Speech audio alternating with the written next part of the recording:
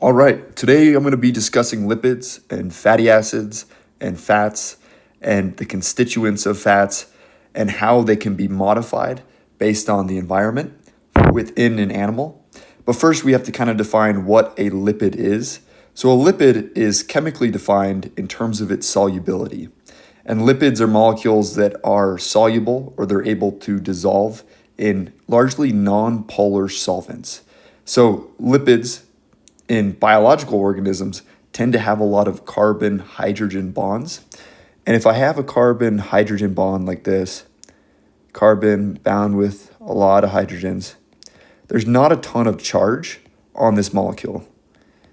And what I mean by charge is a separation of charge or a polarity. Whereas something like oxygen or water, if I have oxygen bound with two hydrogens right here in water, this oxygen will tend to have a partial negative charge, and the hydrogens will start accumulating positive charges. Sorry, I kind of drew that a little weird. But the oxygen will start pulling electrons away from the hydrogens. Therefore, now we have a separation in charge where the hydrogens are more positive, the oxygen is more negative. Whereas lipids, these classes of molecules, have generally a little amount of separation of charge, but not enough for it to be biologically significant. So they're largely unable to dissolve in water. They're insoluble or poorly soluble in water. And so these lipids can be broken up into different types of molecules. There can be compounds like these phospholipids or glycolipids. There can be storage lipids like triglycerides, which are composed of glycerol molecules, this is not a lipid, and then fatty acids. And this lecture or this talk or this video is mainly going to be talking about fatty acids and the differences between saturated fatty acids and unsaturated fatty acids. And then if I have an unsaturated fatty acid, I can either have one double bond, which indicates a monounsaturated fatty acid, or many double bonds, which indicate polyunsaturated fatty acids. And we'll have to first talk about what fats are used for within membranes. And so this right here, this structure right here, is the structure of a normal phospholipid. And phospholipids make up the lipid bilayer or the membrane of a cell. And phospholipids are composed largely of two fatty acids. So this would be considered a fatty acid right here. This would be considered, this would be considered another fatty acid right here. And then this would be considered kind of like the phosphate head, or it's a head region that contains a phosphate group. So phospholipids have two fatty acids that are bound with a phosphate containing glycerol head region, and then it can have some sort of molecule like this where that's choline, but it can have kind of modification molecules on the end. And generally these are stacked within membranes. You can see how these guys are all kind of stacked together. Each one has a head region and tail regions. And these big tail regions, these guys right here, have a lot of carbon hydrogen bonds. So they're largely immiscible or not soluble in water. And if you have a lot of molecules that are not soluble in water, they tend to be soluble together. And so they're like the tail regions all kind of cluster together, and they're facing away from the watery environment inside and outside of the cell. So the tail regions are not soluble in water, but the head regions are soluble. So you have these non-polar regions that make up the membrane, and then these polar regions that make up the membrane facing either the outside environment of the cell or the inside environment of the cell. And so a cell is made up of a lot of membranes. There's the outer membrane. So this is the outer membrane out here of this diagram, which is depicting a eukaryotic mammalian cell, so a cell like ours. And then you can have a lot of membranes that are within the cell. So it's like a cell within a cell. These little orange guys are kind of depicting mitochondria right here. You can have a nucleus, which is composed of a membrane.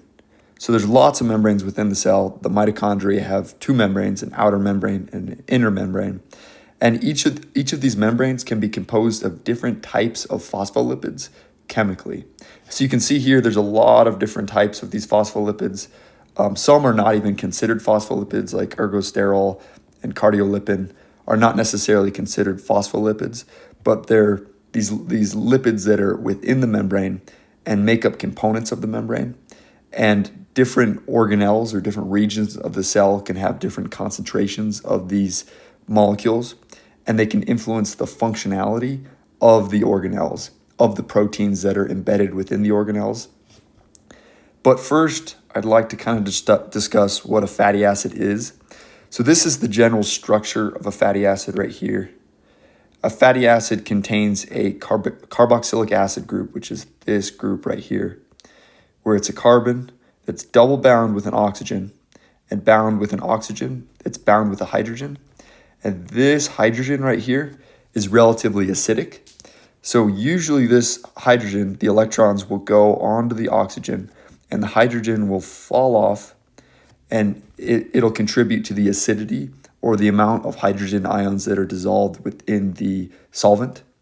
And so fatty acids tend to have a structure that's kind of more similar to this, where you have a carbon that's double bound to an oxygen, and then you have a bunch of carbon-hydrogen bonds.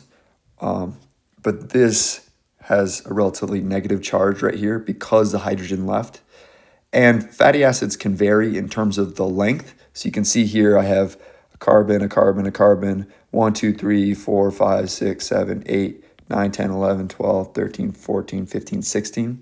So a 16 carbon fatty acid right there, where every single carbon has either another carbon bound to it or a hydrogen, which means that this carbon chain right here, all of these carbons, are fully saturated with hydrogens. And if they were to start losing hydrogens, they would become unsaturated and they'd start forming double bonds.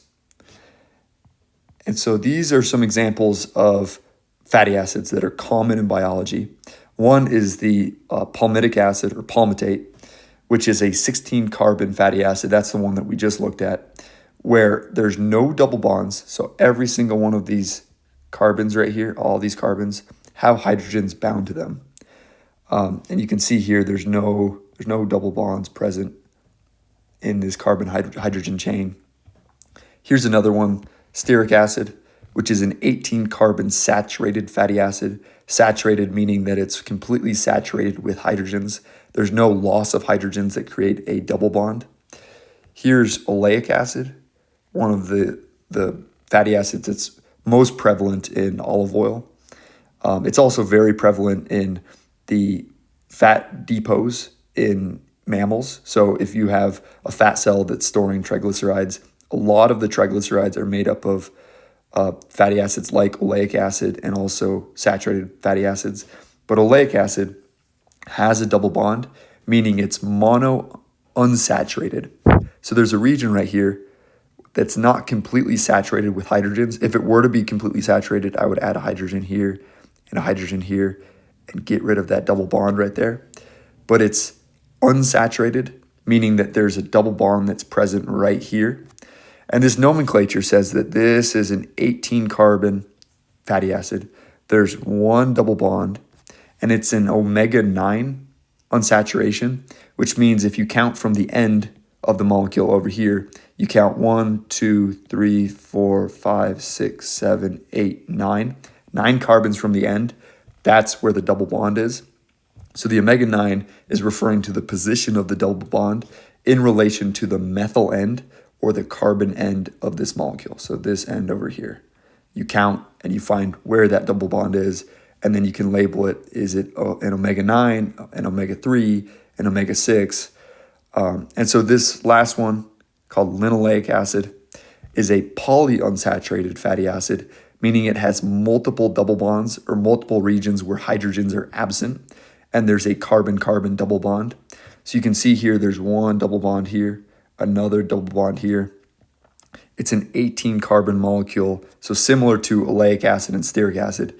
It has 2 double bonds right here, and it's an omega-6 fatty acid, meaning if you count 1, 2, 3, 4, 5, 6, 6 carbons from the methyl end, from this end of the molecule, there's a double bond, but it's also a polyunsaturated fat. So I have a double bond here as well. So multiple double bonds. And there's also some nomenclature in terms of cis versus trans configuration. So if I have an unsaturated fatty acid that has a double bond, it can either be in a trans conformation or a cis conformation. And what that means is it's referring to how the double bond is oriented in space. So here you can see the hydrogens on this double bond are opposite of each other, and the carbons, so this is one of our carbons, this is another of the carbons, they're also opposite of each other. You can see, like, if I drew it like this, they're on opposite sides, whereas over here the hydrogen and the hydrogen are on the same side right here, and the carbon right here and the carbon right here is on the same side. Therefore, this is considered the trans conformation. This is considered the cis conformation. Cis indicating it's on the same side, trans on the opposite sides.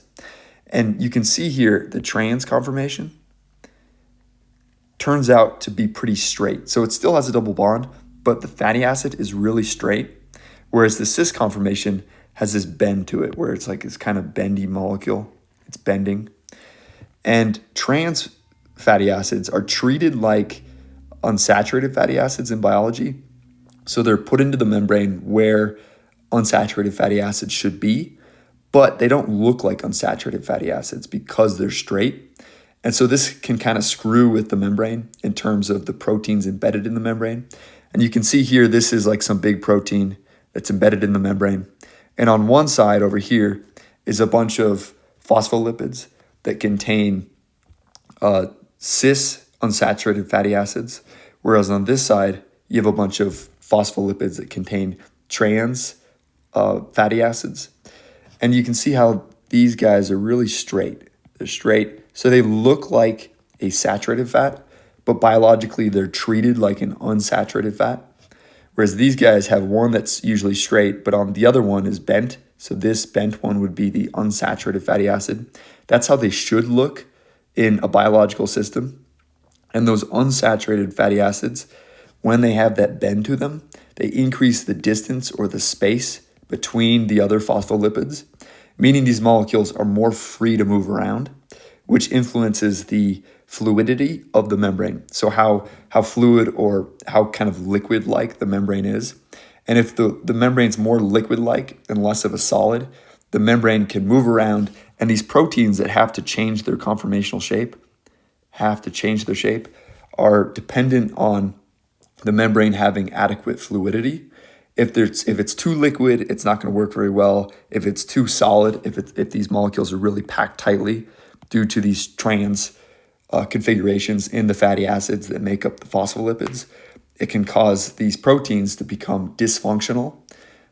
So that's kind of where a lot of the issues in terms of the consumption of trans fats leads to changes in the membranes of cells. And if you change the membrane of cells, you change the function of proteins that are embedded in the membranes of those cells. So diet, what you eat in terms of trans fats or cis fats, can influence the functionality of receptors, including the insulin receptor, including ion channels, including the functionality of the inner membrane of a mitochondria. So your ability to produce energy or in the form of ATP through oxidative phosphorylation can be modified by the presence of trans fatty acids that are situated within the membrane. And then there's this chemical technique that is used, has been used since kind of the early 1900s. I believe it was maybe Cisco that was the first company to originally undergo partial hydrogenation of unsaturated fatty acids. And this is used because those trans fats have a pretty straight conformation. So you can see here, this is supposed to depict a trans fat. It's pretty straight. So it kind of looks like a saturated fat, but it's not necessarily a saturated fat. So in biology, it's treated like an unsaturated fat. This molecule is treated as if it had a double bond, but it looks like a saturated fat. It looks straight. And food companies in the early 1900s used this property that it looks like a saturated fat. It has the same texture as a saturated fat, but so they used it in products to increase the texture, increase the mouthfeel of different products. So margarine is a classic example of this. But they modified these unsaturated fatty acids. So this guy's an unsaturated fatty acid because it has that double bond right here. This would be in the cis conformation because it has that bendy shape. And what they did is they did a process that's an industrial process called partial hydrogenation, where they use usually a metal catalyst, typically nickel, or platinum or palladium in a laboratory setting. And what they do is that metal is able to absorb hydrogen gas, so H2 gas, on the metal surface, and it breaks it into individual hydrogen atoms that are bound to the surface of that metal. And then the fatty acid absorbs some of those hydrogens, and they're transferred one at a time. And if they're transferred one at a time, it allows this cis conformation to kind of be turned into these trans conformations, which tend to be a little bit thermodynamically and kinetically stable, more stable than the cis conformation. But in 2018, the FDA ruled that these partially hydrogenated oils are no longer generally recognized as safe, so they lost their GRAS or their GRAS status. But the issue is companies, there's this rounding rule where per serving, companies can have upwards of 0.5 grams of trans fats, and they can round it down to 0 on the label. And so if you have some food that has a lot of servings in it, and the company has, let's say, 0.49 grams of trans fat per serving, an individual can eat 5 servings and easily start accumulating upwards of 2 grams of trans fats. And then trans fats can disrupt membranes. They can be treated biologically like an unsaturated fatty acid, but they look like a saturated fatty acid, which can screw with ion channels. It can screw with proteins embedded in the membrane. It can screw with signaling pathways. So there's a lot of nuance to how these molecules are present within the membranes, how they're treated biologically, and then what sort of foods and what sort of reactions in food science can lead to the production of trans fats, and then the incorporation of those trans fats into membranes. And that leads us to how are fatty acids built. And so the fatty acid synthase, this guy right here, the fatty acid synthase complex, is this large protein that makes fatty acids. And the fatty acid synthase is an enzyme that's widespread across almost all domains of life. It's not present in every cell, but it's present in most cells. And some cells in a multicellular organism can have higher demand for this fatty acid synthase. So there's some cells that are highly lipogenic. So the liver, for example, in humans, produces a lot of fat.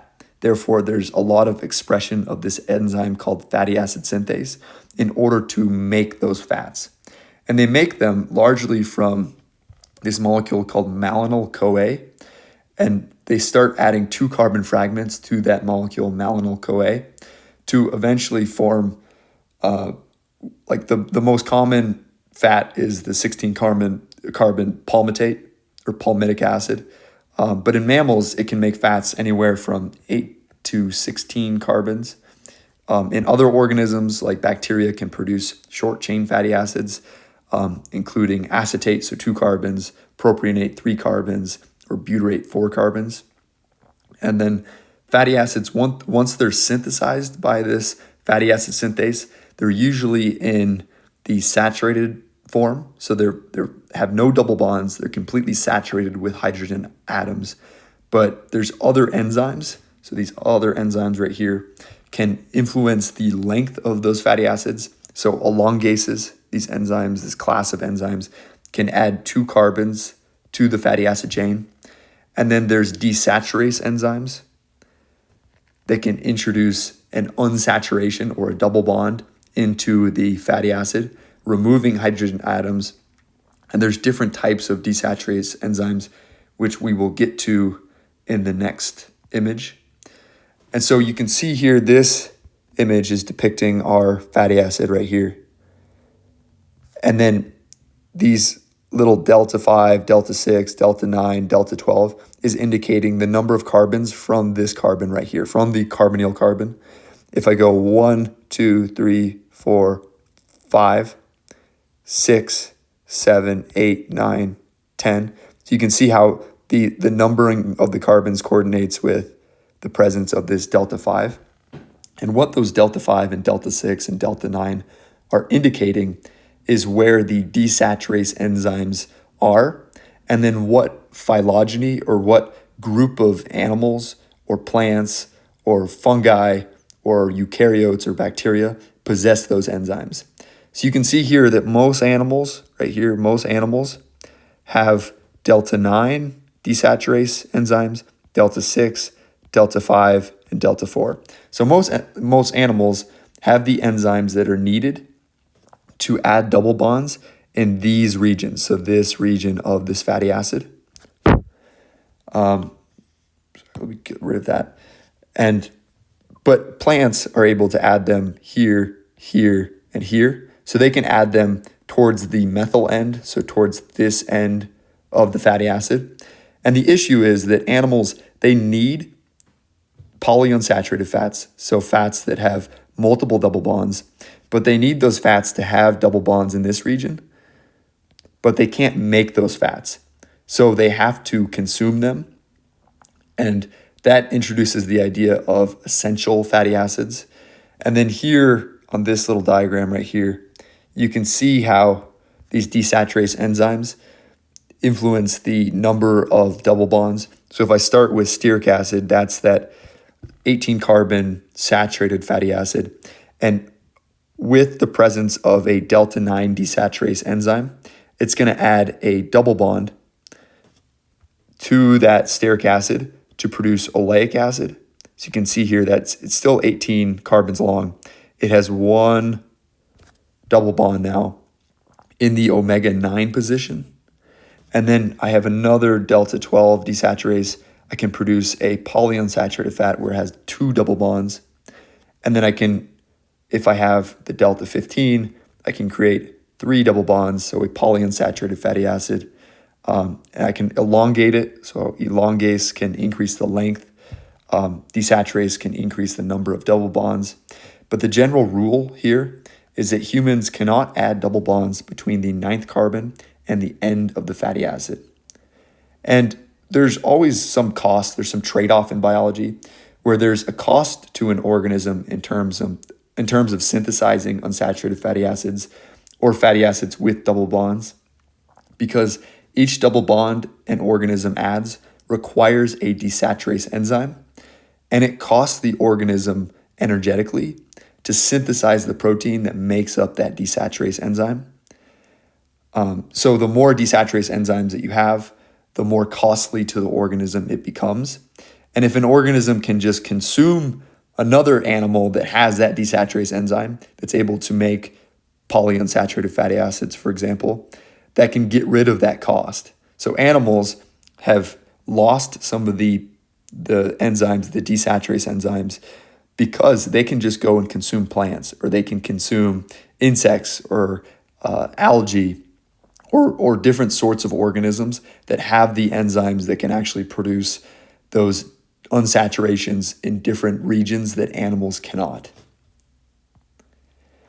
And so these are some examples of what are termed essential fatty acids, and we must get these from the diet because we lack the enzymes we lack the desaturase enzymes, those enzymes that add double bonds in these regions. So in these regions, we lack the enzymes to add these double bonds.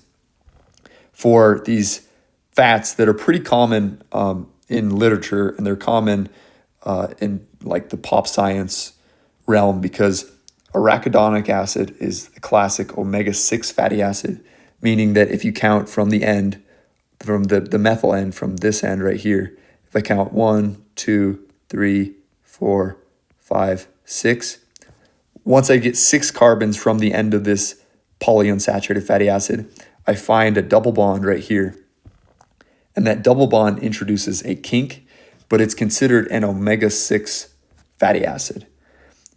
This eicosapentaenoic acid right here, or EPA, is an omega-3 fatty acid. So 1, 2, 3, 3 carbons from the end of the methyl end of this fatty acid, you find a double bond.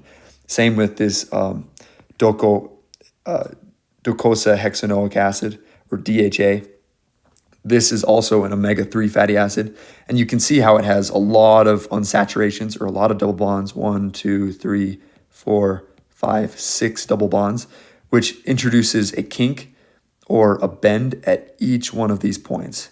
So it's really bendy molecule, which allows it to influence the fluidity of a membrane. And this docosahexaenoic acid is positioned really closely to a lot of key enzymes that are within the membrane of cells.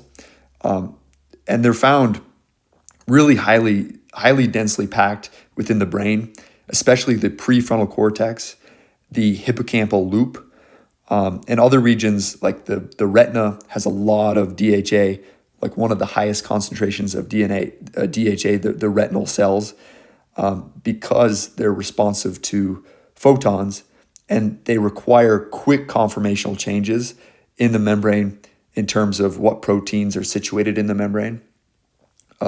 So these molecules are necessary to get in the diet, and different foods can offer different concentrations of these molecules.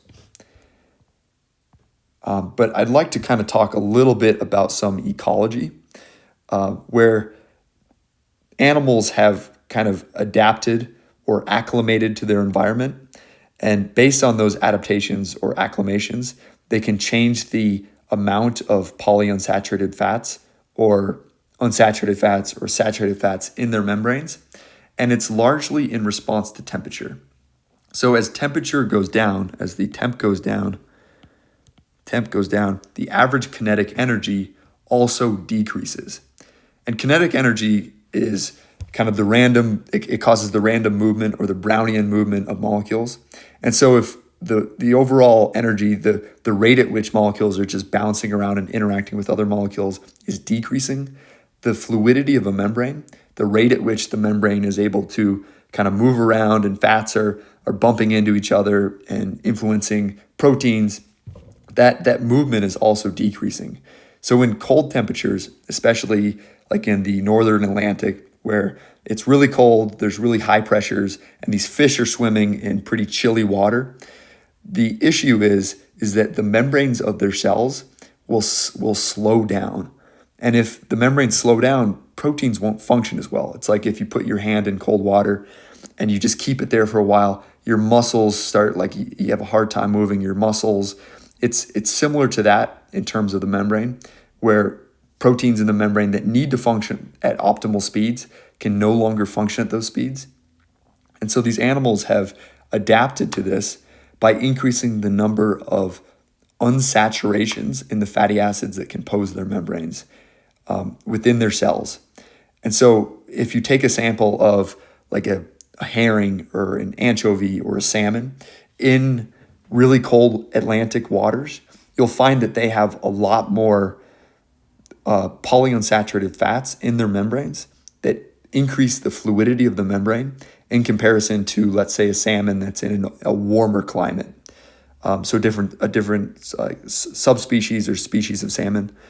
And there's trophic levels of this organization where these microalgae, so these guys, are able to synthesize those really long fatty acids. So these molecules right here, so pretty long 20 carbon or 22 carbon fats. They have a lot of double bonds. So these microalgae are able to make EPA and DHA that are long, and they have a lot of unsaturation, so they're super bendy. And what happens is these zooplankton, like copepods, are able to eat these guys. So if these zooplankton are eating these guys that are making the unsaturated fatty acids, they're incorporating some of those unsaturated fatty acids into the membrane of their cells. And then there's other fish like anchovies, let's say, that are eating the zooplankton. So the microalgae, they produce the DHA and EPA. And the zooplankton eat the microalgae. So they're incorporating those molecules into their membranes. And then small fish like anchovies, herring, or capelin, they're able to eat the zooplankton, incorporate the fatty acids that are in the membranes of the zooplankton into their membranes. And then larger fish like salmon, mackerel, and tuna can eat those smaller ones.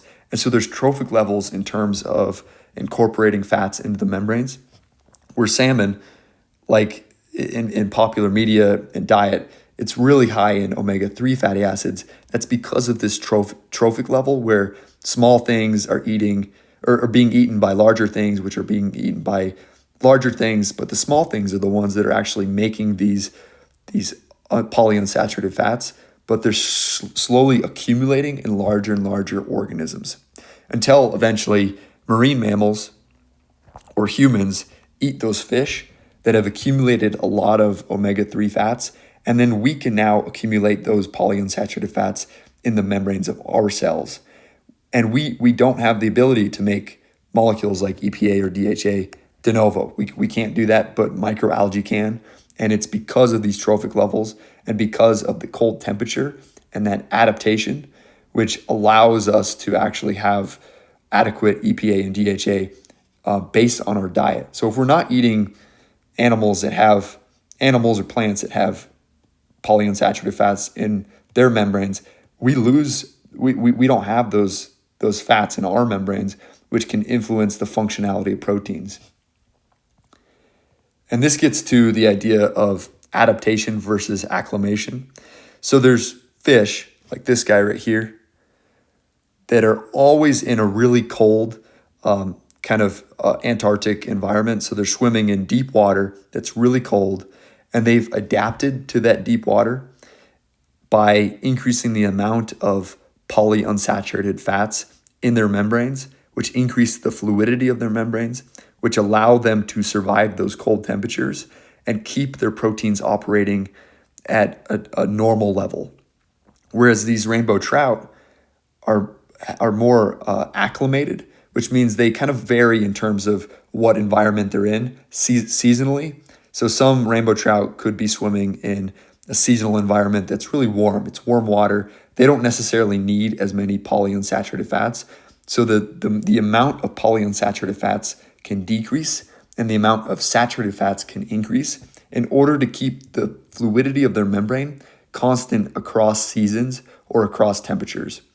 But if they enter a pretty chilly environment, let's say it's winter, the water's getting a lot colder, the fluidity of their membrane will decrease. Somehow they're able to sense that, and they're able to potentially increase the expression of desaturase enzymes to increase the amount of unsaturations in their fatty acids, the amount of double bonds, and they can then incorporate those fatty acids that have a lot of double bonds into their membranes in order to increase the fluidity when the temperature is going down. So the idea is that these animals or these fish are trying to keep their membranes at a constant membrane fluidity. It's kind of a homeostatic mechanism where if it gets too high, they want to decrease it. If it gets too low, they want to increase it. But there's a difference between a fish that is adapted, which is a genetically fixed trait that has been selected over evolutionary time, where this fish right here, he's not really going to change the amount of polyunsaturated fats. He's been adapted to that. It's on a population level, whereas this guy right here is able to change based on the environment that he's in. That's more of an acclimation. And acclimation is defined as almost a reversible physiological change within an individual's lifetime. And it's in response to a specific environmental variable like temperature, and it returns some physiological parameter towards its original functional state. So we're trying to keep membrane fluidity the same. And so this is a good example of adaptation versus acclimation, how fish or animals can modify the fluidity of their membranes based on where they're at, or they're stuck with what they've got in terms of adaptation, but it's helped them survive in that environment for a long period in terms of the evolutionary timeline. And so this is another example where this is an animal that's dwelling in a pretty cold environment. And their core, so their core body temperature is a lot warmer than their peripheral body temperature. So their legs are kind of out here in the snow. They're pretty cold, whereas the core body temperature is where a lot of the heat is being generated. And so if you take a sample of the cells in this area of this mammal, you'll find that there's a lot more saturated fatty acids than if you were to take a sample of this region over here, where there's a lot more unsaturated fatty acids. And so this colder region has acclimated or adapted, depending on the organism that you're looking at. In this case, it would be an adaptation because it's permanent within this organism's lifetime. But in the legs, you can see there's a lot more unsaturations because it's exposed to a colder environment. And the proteins within the membrane need to operate at a certain level. And if the fluidity of the membrane is inadequate, they're not going to function properly. So this animal has adapted, and it's changed the composition of its membrane based on different locations within the body. And this is interesting because different locations within us, different cell types, different tissues can have different membrane compositions in terms of the types of fatty acids that are present, so the length of the fatty acid, but also the number of double bonds. And so this gets into this territory where could our diet influence membranes? And so there's this controversy between butter, saturated fatty acids, and polyunsaturated fatty acids like seed oils. And so if you're consuming a diet that's high in seed-derived oils or polyunsaturated fats, you can start incorporating those polyunsaturated fats into your membranes, but there's always a trade-off because these polyunsaturated fats are really prone to oxidation and they're prone to kind of this uncontrolled chemistry. Whereas saturated fatty acids, they don't have those double bonds, so they're not as prone to this kind of reactive chemistry that can occur.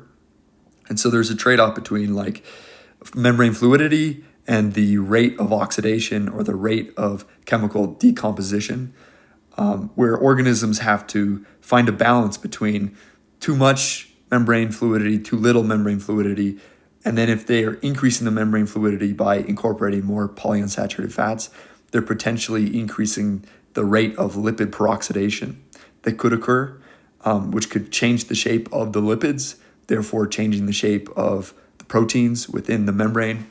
And if you change the shape of proteins, you change the function of those proteins, which could lead to issues. And this kind of gets to the point where like latitude and temperature can influence the fats that are present in plants and seeds. So this is just a graphical representation of the proportion of saturated fatty acids, so the amount of saturated fats that are found within the membrane of a plant, and how as you increase the latitude, as you get into more northern territories that are colder, the proportion of saturated fatty acids goes down. Which means that if the proportion of saturated fatty acids is going down, the proportion of unsaturated fatty acids would be going up. So if this is unsaturated, unsaturated fatty acids are going up in response to changes in temperature or latitude. And plants can undergo a similar temperature accommodation where plants rely on chloroplasts in order to photosynthesize. And chloroplast membranes require the perfect amount of membrane fluidity in order for the photosynthetic machinery, all those proteins embedded in the membrane of the chloroplast, to work properly. And if the fluidity gets too low because the temperature is too low, then it's not going to work properly. And so there's a response where these plants can increase the rate that they're producing fatty acid desaturase enzymes, or they're transcribing the gene associated with these desaturase enzymes based on temperature. So it's like the plants are able to detect it's cold out, therefore I'm going to produce more desaturase enzymes so I can introduce more unsaturations or double bonds in my membranes, and I can increase the fluidity of the membrane. And then there's this other issue where the diet can influence the amount of omega-6 versus omega-3 fatty acids. Omega-6 refers to the number of carbons away from the methyl end of the fatty acid where you find your first double bond. So for omega-6, it's 6 carbons from the end, you find that double bond, whereas for omega-3, it's 3 carbons away from the methyl end. And the issue is that omega-6 and omega-3 fatty acids tend to compete for storage, both storage in fat depositions, but also storage within membranes. And so this graph is showing the individual acid proportions or fatty acid proportions. You can see as the amount of this arachidonic acid, which is an omega-6 fatty acid, as it increases, as it goes higher, the amount of EPA or an omega-3 fatty acid goes lower. So there's a competition where if one's high, the other's low, there's a trade-off there. And the issue is there's an arachidonic acid cascade where that omega-6 fatty acid is a pretty inflammatory molecule. It's used as a signaling molecule where if it's embedded within the membrane, so this is my phospholipid right here. This is my phospholipid. And this is my arachidonic acid right here, this omega-6 fatty acid. What can happen is if it's within the membrane, there's an enzyme called phospholipase C and other enzymes called phospholipase A1, A2, or B, which can break this bond right here in this region, and they can free up arachidonic acid. And if they free up arachidonic acid, so this is arachidonic acid, in its free form, it can then be modified by enzymes that are situated within the cell, and it can start creating these signal molecules. So these are signal molecules. All of these have functions that can influence the inflammatory state of the organism. And if you have a lot of arachidonic acid in your membranes and not a ton of the omega-3, the EPA, then you can start producing molecules that are more associated with inflammation. And some of those molecules, like for arachidonic acid, for example, you're going to produce products like PGE2, so a prostaglandin E2, or TXA2, or LTB4, which are pretty potent inflammatory signals. They tend to cause vasodilation or pain sensitization, where you're increasing the rate that neurons that are responding to pain temp are firing. They tend to cause platelet aggregation, and they actually recruit immune cells pretty aggressively. So they tend to recruit innate immune cells. Whereas if you use EPA can compete for that arachidonic acid. So EPA is that omega-3 fatty acid. It can compete with arachidonic acid in that pathway. And the products are structurally similar, where you're producing PGE3, so prostaglandin E3, TXA3, and LTB5. They're similar structurally, but they're functionally weaker. So there's less of an inflammatory drive if you have more EPA within the membrane versus arachidonic acid. And then this is an example of the different types of seed oils. So you can see rapeseed oil, flaxseed oil, olive oil, sunflower oil, corn oil, sesame oil, palm oil, coconut oil, and then evening primrose oil. And you can see how they have varying ratios of omega-3 to omega-6 fatty acids, but they tend to be higher in omega-6 fatty acids. So for example, sunflower oil right here, if you go across this table, you can see that for every one omega-3 fatty acid, you tend to have 632 omega-6 fatty acids. So if you're consuming all that and you're incorporating the omega-6 fatty acids into your membrane, you're potentially increasing the inflammatory environment because you don't have EPA, that omega-3, to compete with the omega-6 to turn into those signaling molecules that can influence the innate immune system, influencing pain, sensitization, etc. And then there's these molecules called oleacins, and they tend to complicate things in terms of the manufacturing process and how companies are able to liberate fat from seeds. And so oleacins are these molecules that sit in the membrane of little lipid droplets and prevent them from fusing. So you can see here, if I have no oleacin synthesis, there's these little kind of fat droplets. Imagine these guys are all fat droplets.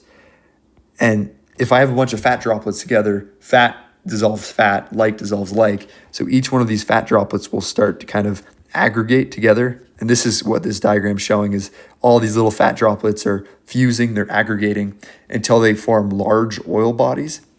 And it's difficult for plants to utilize large oil bodies because you're changing the surface area to volume ratio. And plants need a good surface area to volume ratio of those oil bodies in order to liberate the fats for energy within a seed. So plants, usually they opt to synthesize a lot of these oleacins because they prevent fusion. You can see there's a lot less fusion down here. They maintain a good surface area to volume ratio where I have a pretty high surface area relative to the volume of those oil bodies, which allows for proteins, typically lipases, to access the fats within those lipid droplets. And those lipases can then start breaking down those fats, and the seed can use those fats as an energy source for the rapid growth that it's going to undergo during the germination process.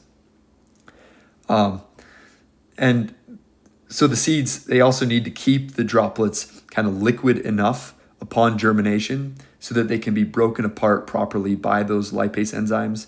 And so the fatty acid composition of the seed matters because it allows for the membrane of those oil bodies to be fluid enough.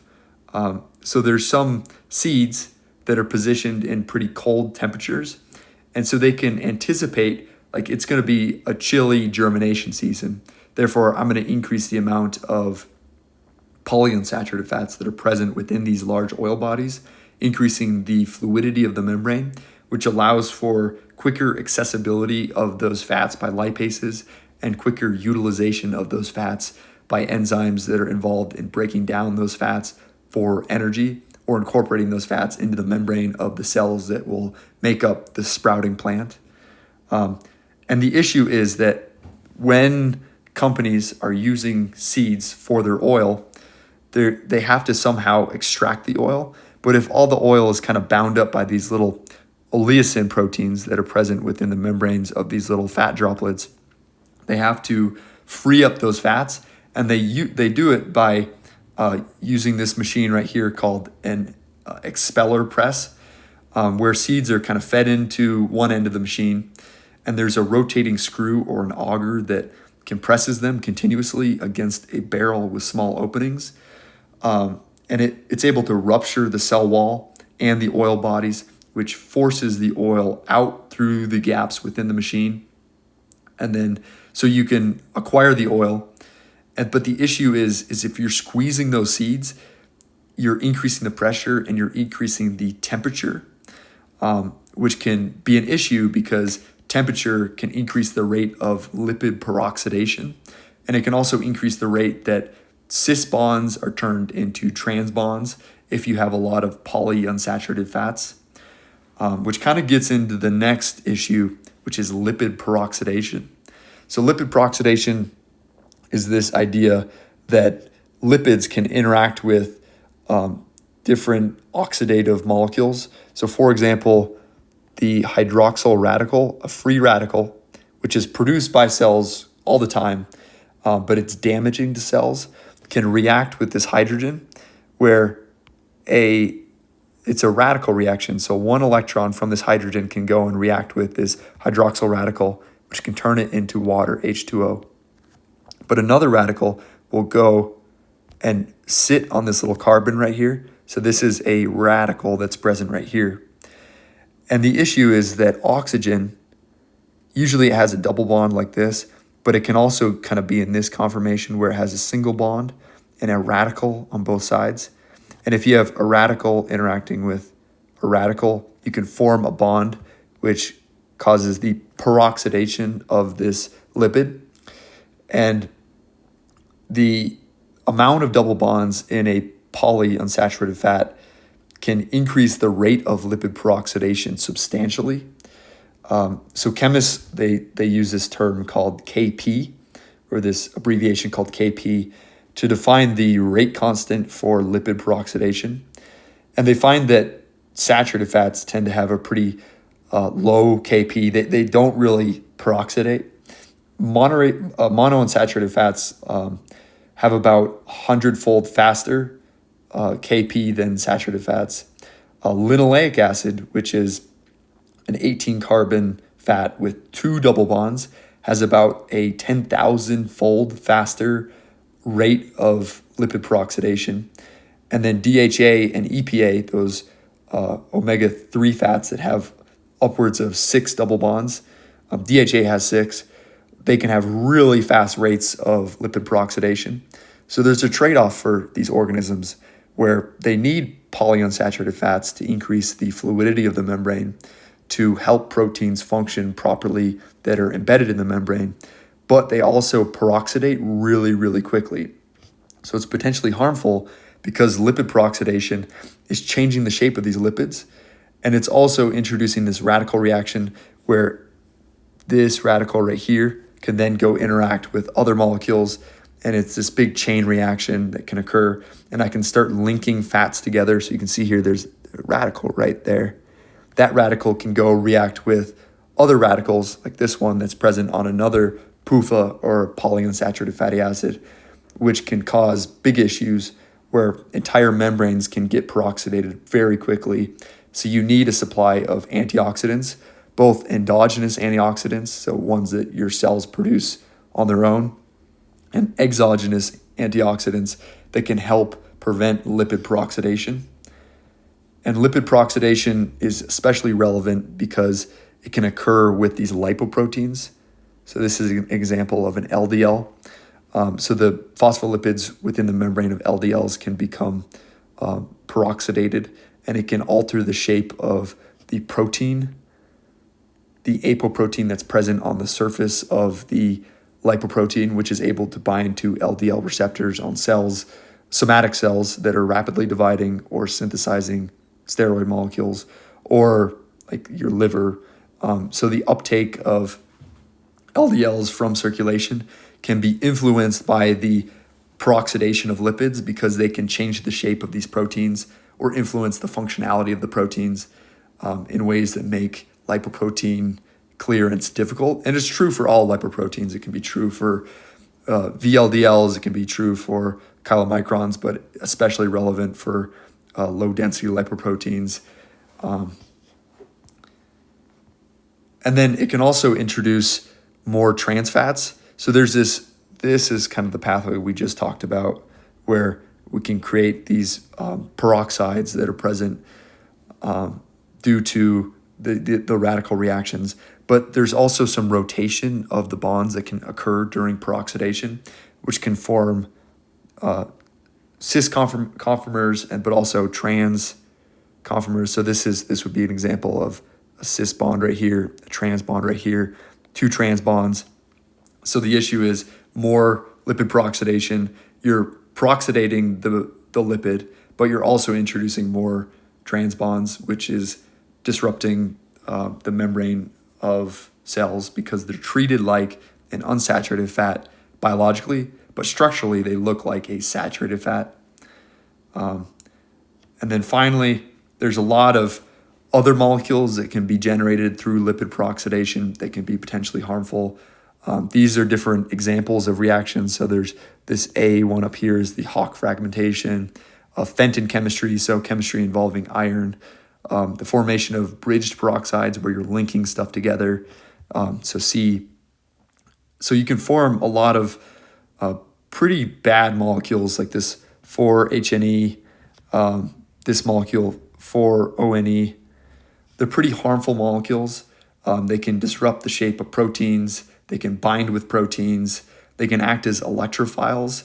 So they have regions, like this 4-HNE has a region that has a pretty positive charge, partial charge, and it's able to react with molecules that are present in proteins, present in DNA, present in RNA, that act as nucleophiles. The nucleophiles can seek out the electrophiles, can seek out the positive charge and react with these molecules, and they can change the shape of proteins, which could be potentially damaging. And so this video is kind of just a recommendation to be thoughtful about fats and to think deeply about the ecology of fats. So introducing the idea of the homeoviscous adaptation, how certain organisms have more PUFAs or less PUFAs in their membrane based on temperature, and how diet is relevant in terms of the amount of those molecules that are present within our membranes, and how the processing of fats like seed oils can influence the rate of lipid peroxidation, because you're increasing the temperature, which will increase the rate of lipid peroxidation. You're increasing the pressure, which will eventually increase the temperature as well, which can increase the rate of lipid peroxidation. You're stripping away a lot of the antioxidants, so vitamin E, the tocopherols. You're removing a lot of that stuff, which leads to more lipid peroxidation. And so you're generating all these pretty harmful molecules, and especially if you're cooking with those molecules, a lot of polyunsaturated fats, if you're cooking with seed oils, the smoke point isn't necessarily the point at which this peroxidation occurs. It's the point at which volatile chemicals start being released. So it's important to be cautious about the temperature that you heat those molecules to, and then also the inflammatory state, because a lot of those seed oils have a pretty high concentration of omega-6 fats, so that arachidonic acid, which is used as a signaling molecule to form pretty inflammatory lipid-derived signal molecules within the cell that can recruit immune cells. They can increase your sensitivity to pain, so causing neurons that detect pain to fire more often, so that you have an increased representation of pain in your brain based on just the composition of the membranes of your cells and the rate at which those molecules are converted into signaling molecules. So it's important to be cautious.